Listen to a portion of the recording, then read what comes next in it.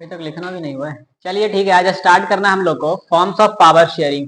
अभी तक हम लोग पढ़ लिए थे बेल्जियम और श्रीलंका के बारे में, दोनों का एकोमोडेशन भी पढ़ लिए थे। उसके बाद क्या पढ़ लिए थे हम लोग?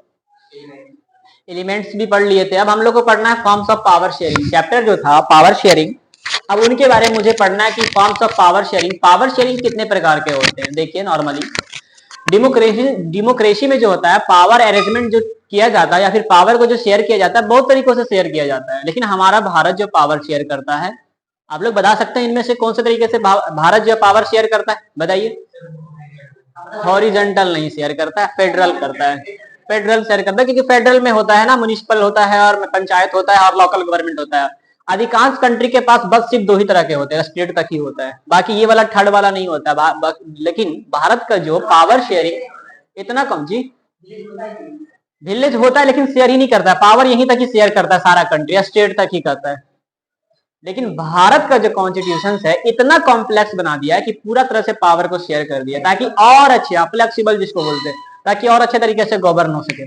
तो जो डेमोक्रेसी में है power sharing arrangement can take many form, बहुत तरीके से पावर शेयर किया जा सकता है, आपको जो पसंद है वो करें। देखिए सबसे पहला हॉरिजेंटल है, दूसरा वर्टिकल, और वर्टिकल को ही फेडरल बोलते हैं। तो इंडिया फेडरल कंट्री, कैसा कंट्री है? फेडरल। आपको यहाँ पे हम नोट में जो लिखवाए थे, in India we call federal, federal को ही हम लोग बोलते हैं सेंट्रल और यूनियन गवर्नमेंट बोलते हैं। और किसके बीच में पावर शेयर किया जाता है? प्रेशर ग्रुप्स एंड मूवमेंट्स के बीच में। और चौथा जो है अमॉन्ग डिफरेंट सोशल ग्रुप्स के बारे में। तो इन सब के बारे में हम लोग को डिटेल से पढ़ना है। सबसे पहले हम लोग पढ़ेंगे हॉरिजेंटल के बारे में। तो इसमें होता है क्या है हॉरिजेंटल पावर शेयरिंग में कि it allow different organ of the government placed at the same level. ध्यान रखिएगा, different organ of the government, अलग अलग जो गवर्नमेंट होते हैं सबको एक स्थान पे रखा जाता है, एक जैसा समझा जाता है और उनके बीच में पावर शेयर किया जाता है। और सबका जो होता है पावर एक जैसा होता है। ये नहीं कि आप पीएम बन गए हैं तो आपका पावर ज्यादा, आप सीएम है तो आपका पावर कम है, ऐसा नहीं। It allow different organ of the government, अलग अलग जो ऑर्गन होगा गवर्नमेंट का सब एक जगह पे होंगे, same level to the exercise different power, और अलग अलग पावर करेंगे वे लोग, अलग अलग पावर उनके पास में रहेगा। Power share amount different organ of the government, तो इसके बीच में जो पावर शेयर किया जाता है वो एग्जीक्यूटिव के बीच में किया जाता है, लेजिस्लेचर के बीच में, एग्जीक्यूटिव के बीच में और जुडिशियरी के बीच में। तीनों का डिफिनेशन भी साथ हम फर्स्ट वीडियो में लिखवाए थे। लेजिस्लेचर क्या होता है? जहां पे कानून बनता है, इसका सिंपली डिफिनेशन है law making body is known as legislature. Legislature में कानून बनता है, यहाँ पे कानून को क्या किया जाता है? फॉलो करवाया जाता है। और यहाँ पे जो लोग कानून को फॉलो नहीं करते हैं उनको पनिशमेंट दिलवाया जाता है। तो ध्यान रखिएगा, ये जो तीनों चीज है ना, ये डेमोक्रेसी का मेन जो एक तरह से फीचर भी कह सकते हैं, ये काफी ज्यादा इंपॉर्टेंट होता है डेमोक्रेसी में। तीनों चीज, लेजिस्लेचर, एग्जीक्यूटिव और जुडिशियरी, ये तीनों क्या करता है ना, तीनों है एक दूसरे को देखभाल करता है कि ये सही से काम करना, कि सही से कानून बना रहा है कि नहीं बना रहा है। ये इसको देखता है कि सही से रूल फॉलो हो रहा है या नहीं हो रहा है। फिर ये सब जो लेजिस्लेचर फिर इसको देखता है कि ये जो सही से रूल सबको फॉलो करवा रहा है कि नहीं करवा रहा है। तो ये तीनों क्या कर रहा है? आपस में चेक कर रहा है एक दूसरे को। ये तीनों का जो काम है एक दूसरे को आपस में चेक करना है। तो इसी सिस्टम को आपस में जो तीनों एक दूसरे को चेक कर रहा है, इसी को बोलते हैं system of check and balance बोलते हैं। अक्सर क्वेश्चन आता है एग्जाम में कि what do you understand by system of check and balance. देखिए यहाँ पे क्या लिखा हुआ है, in this separation of power ensure that, जो पावर को क्या किया गया? सेपरेट किया गया, अलग अलग पावर जो दिया गया है सबको। Power ensure that none of the organ can exercise unlimited power. अब कोई पीएम बन गया, पीएम अपना अनलिमिटेड पावर यूज कर रहा है, किसी को भी जो निपट दे रहा है, तो ऐसा नहीं है, किसी को निपट नहीं सकता वो। Organ can exercise unlimited power, कोई भी अनलिमिटेड पावर एक्सरसाइज नहीं करता है। जैसे अगर ये एक्सरसाइज क्या कर रहा है? अनलिमिटेड पावर एक्सरसाइज कर रहा है, ये आकर के इसको दबा देगा, ये आकर के इसको पीटेगा। अगर ये ज्यादा अपने पावर को एक्सरसाइज कर रहा है, फिर ये बीच में चला आएगा, कभी तुम ज्यादा पावर यूज कर रहा, पावर को अपना कम करो। Unlimited power, each organ check the each other, क्या करते हैं? सारे ऑर्गन जो एक दूसरे को हमेशा चेक कर रहे होते हैं कि आप सही से पावर यूज कर रहे हैं या नहीं कर रहे हैं। अगर देख रहा होता है कि अनलिमिटेड पावर यूज करे तो नया रूल बनता है। Unlimited, each organ check the each other that defined, जिसी को हम लोग बोलते हैं system of check and balance. तो system of check and balance समझ में आया कि each organ check each other, क्या चेक करता है कि what they use the power unlimited power, क्या वे पावर को जो यूज कर रहे हैं अनलिमिटेड पावर तो यूज नहीं कर रहे हैं कहीं, तो उसी को चेक कर रहे होते हैं हमेशा एक दूसरे को। ये जो ऑर्गन है, ये एक ऑर्गन है, गवर्नमेंट का ऑर्गन है, ठीक है। तो ये चेक करते हैं, उसी को हम लोग बोलते हैं system of check and balance बोलते हैं। एग्जांपल से समझते हैं कैसे चेक करते हैं। जैसे मिनिस्टर हो गया, मिनिस्टर और गवर्नमेंट, तो जो मिनिस्टर और गवर्नमेंट ऑफिशियल एक्सरसाइज पावर, अधिकांश जो पावर होता है किसके पास होता है? मिनिस्टर के पास और गवर्नमेंट के पास होता है exercise power. They are responsible to the parliament और स्टेट असेंबली। अगर मिनिस्टर ने और गवर्नमेंट ने कोई रूल बना दिया अब वो जरूरी नहीं कि पूरी इंटायर कंट्री में लागू हो जाएगा, चाहे कितना भी खतरनाक रूल बना दे, नहीं। क्या करना पड़ता है, they are responsible to the parliament, parliament को जाकर के उसको जवाब देना पड़ता है कि मैंने ऐसा रूल बनाया, उसके बाद ही वो रूल पास होता है। समझ रहे हैं कितना कॉम्प्लेक्स, कितना फ्लेक्सिबल बनाया गया हमारा डेमोक्रेसी वजह कॉन्स्टिट्यूशन से, कि आप अगर कोई रूल बनाए हैं, या फिर जो गवर्नमेंट ही क्यों ना, या फिर आप बड़े मिनिस्टर से क्यों ना, आप रिस्पॉन्सिबल होंगे पार्लियामेंट की। अगर वो स्टेट का होगा तो स्टेट असेंबली के रिस्पॉन्सिबल होंगे वो। समझे, चलिए आगे।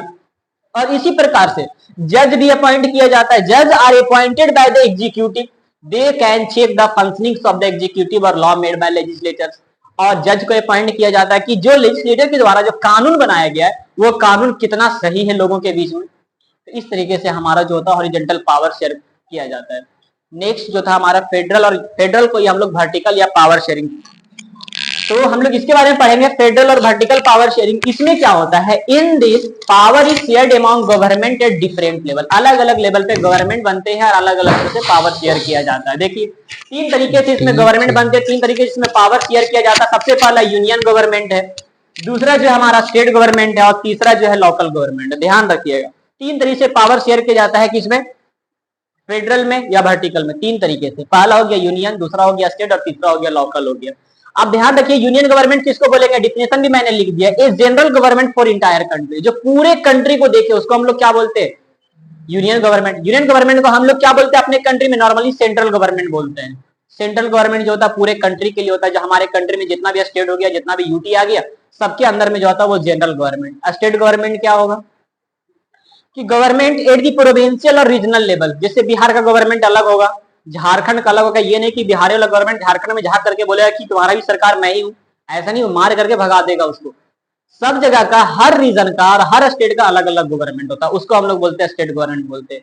और इसके अलावा भारत जो थोड़ा और फ्लेक्सिबल बनाया अपने गवर्नमेंट को, तीसरा रूप लाया है, लोकल गवर्नमेंट लाया है, जिसको क्या बोलते हैं government at the local level, जो खास करके विलेज और टाउन में रहता है उसको लोकल गवर्नमेंट बोलते हैं। इसके अलावा भी हमारे भारत ने इसको और थोड़ा कॉम्प्लेक्स बनाया है, थोड़ा और फ्लेक्सिबल बनाया है।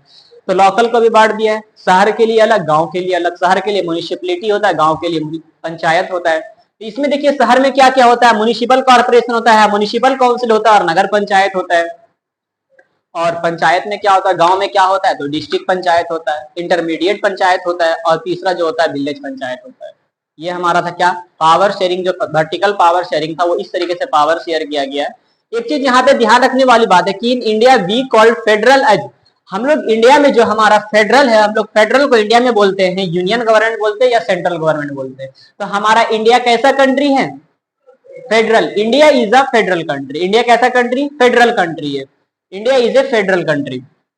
आगे, the government at the provincial और regional level are called different. ध्यान रखिएगा जो प्रोविंशियल और रीजनल स्टेट पे, यहाँ वाले इसके बारे में बता रहा स्टेट के बारे में, कि जो गवर्नमेंट होता है प्रोविंशियल और रीजनल लेवल पे हर कंट्री में उसको अलग अलग नाम से जानते हैं। जैसे हमारे भारत में उसको किस नाम से जानते हैं, स्टेट गवर्नमेंट का नाम से जानते हैं। और अलग अलग जगह पे उसको प्रोविंशियल गवर्नमेंट बोला जाता है, कहीं पे उसको रीजनल गवर्नमेंट बोला जाता है। तो वही यहाँ पे इस लाइन में बोल रहा है कि हर जगह पे इसका नाम चेंज हो सकता है। जैसे हम अपने भारत में इसको बोलते हैं स्टेट गवर्नमेंट बोलते हैं, अमेरिका वाला उसको हो सकता है रीजनल गवर्नमेंट बोलता होगा, अलग कंट्री वाले उसको प्रोविंशियल गवर्नमेंट बोल सकते हैं। तो वही बोल रहा है कि the government at the provincial और regional level are called by different name and different countries in India. लेकिन हम इंडिया में इसको क्या बोलते हैं, स्टेट गवर्नमेंट कहते हैं। ठीक है, तो इतना हमारे लिए भीमराव अंबेडकर हो गए और महान महान जो आदमी जो संविधान को बनाए, इतना हमारे लिए काम किए। तो आप उसको भूल सकते हैं क्या, नहीं भूल सकते। बताओ कितने छोटे कास्ट से भी बिलोंग करे थे, फिर भी उनको हम लोग जो है बड़ा रिस्पेक्ट देते हैं। पहले के टाइम क्या था, पूरा कास्टिज्म चलता था, छोटे कास्ट को बहुत ही बुरा भला कहा जाता था और समझा भी जाता था। लेकिन देखिए कितने महान काम किए, महान काम करने के बाद उन लोग को हम लोग अपने हाथ से लिखते हैं उनका नाम, और उनके बारे में ऐसा हिस्ट्री आता कि वो 22-23 भाषा का नॉलेज रखते थे। इतने महान आदमी थे वो, इतना छोटे कास्ट से बिलोंग करते थे, फिर भी उनको पढ़ने की इच्छा थी तब ना। मैंने यहां तक भी सुना है कि भीमराव अंबेडकर जो थे उनको क्लास में एंट्री नहीं मिलता था, वो क्लास में बाहर रख करके पढ़ाई किए थे। सोचिए कैसे पढ़ते होंगे वे लोग। तो पहले का जो लाइफ था काफी स्ट्रगलिंग लाइफ था जी। तो देखिए there are different level of government the constitution clearly lays down the powers of different level. तो अभी मैंने इतना कुछ पढ़ा तो मैंने देखा क्या, जो अलग अलग लेवल था गवर्नमेंट का, सबका पावर अलग अलग था। जैसे इसी के बारे में देख ले, यूनियन गवर्नमेंट का पावर कुछ और होता है, स्टेट का पावर कुछ होता है, लोकल का पावर कुछ और होता है। ठीक है, तो यहाँ पे यही बोल रहा है कि कॉन्स्टिट्यूशन क्या किया है, हर ऑर्गन को, हर लेवल को अलग अलग पावर दिया। लेकिन बेल्जियम में जो श्रीलंका वाला केस पढ़े थे, बेल्जियम वाले लोग ने अपने पावर को शेयर कर दिया था, लेकिन श्रीलंका में नहीं किए थे। श्रीलंका में करने में रिफ्यूज हो गए थे, नहीं करना चाह रहे थे वे लोग, और जब नहीं किए तो इतना सारा सिचुएशन हुआ श्रीलंका में, इतना बुरा हुआ, हुआ कि नहीं हुआ। तो यही हम लोग को पढ़ना था। और देखिए जो हमारा भारत का जो बनाया गया, इतना कॉम्प्लेक्स, इतना फ्लेक्सिबल बनाया गया, ये बहुत ही अच्छा बनाया गया हमारे संविधान के लिए या फिर हमारे पूरे कंट्री के लिए। अगर यूनियन गवर्नमेंट ही होता पूरे कंट्री में, तो बताइए, अगर शेखपुरा में जहां पे हम लोग रह रहे हैं यहाँ पे कुछ होता तो नरेंद्र मोदी यहाँ पे आता देखने के लिए। अगर यहाँ पे देख करके गया ही कि यहाँ पे देखा पहुंचा ही कि अलग जगह से उसे फिर न्यूज आ जाता है कि दिल्ली में सर ऐसा कुछ हो गया, फिर यहाँ से वहां जाता हूँ, वो तो ऐसे ही हमेशा दौड़ते ही रहता। तो इस वजह से इसको क्या किया, फ्लेक्सिबल बनाया गया, स्टेट में बना दिया। लेकिन हमारे कुछ स्टेट ऐसा भी है जो काफी बड़े बड़े स्टेट होते हैं, तो एक जगह में दो तीन जगह रहना मुश्किल होता है, इस वजह से स्टेट का भी तोड़ दिया, लोकल में तोड़ दिया है। लोकल भी होता है थोड़ा, जो कुछ कुछ शहर जो होते हैं काफी बड़े बड़े होते हैं, उसको भी तोड़ करके जो छोटा बना दिया, गांव को अलग कर दिया, शहर को अलग कर दिया। देखिए इतना कॉम्प्लेक्स बनाया गया है। तो इतना कुछ जो हमारे संविधान के लिए योगदान दिए, उनके योगदान को आप लोग कभी मत भूलिए जी। कोई कोई गांव में, हाँ तो वहां पे भी होता है। देखिए गांव के लिए इतना कुछ तो बनाया, डिस्ट्रिक्ट पंचायत भी है, इंटरमीडिएट पंचायत भी, विलेज पंचायत भी, फिर वार्ड भी तो बनता है आपका, वार्ड नंबर 1, वार्ड नंबर 2 होता है, सरपंच बनता है, काफी कुछ बनते हैं, पंच बनते हैं। आप लोग को बताते, देखिए ध्यान रखिएगा कि अपने लाइफ में never forget two people in the world, never forget two people in the world. पहला कौन, the person who lost everything just make you win. कौन हो सकते हैं बताइए, सिर्फ फादर पहला, और दूसरा the person who was always with you in every pain. कौन हो सकते हैं, मदर। ये दो आदमी को अपने लाइफ में आप लोग कभी मत भूलिएगा, चाहे कितना भी आपके लाइफ में बड़ा हैप्पीनेस क्यों नहीं आ जाए, लेकिन ये दो चीज जो मैंने आपको बताया कि the person who make you win for everything, वो कौन, हमारे फादर, अपने सारी चीज को लॉस्ट कर दिया उसने, उनकी आप कभी ना भूले। और दूसरा the person who was always with you in every pain, वो आपके मदर है, उनको आप कभी ना भूलेंगे। ठीक है, आज का क्लास यही तक है, इतना याद करके आइएगा आप लोग। क्या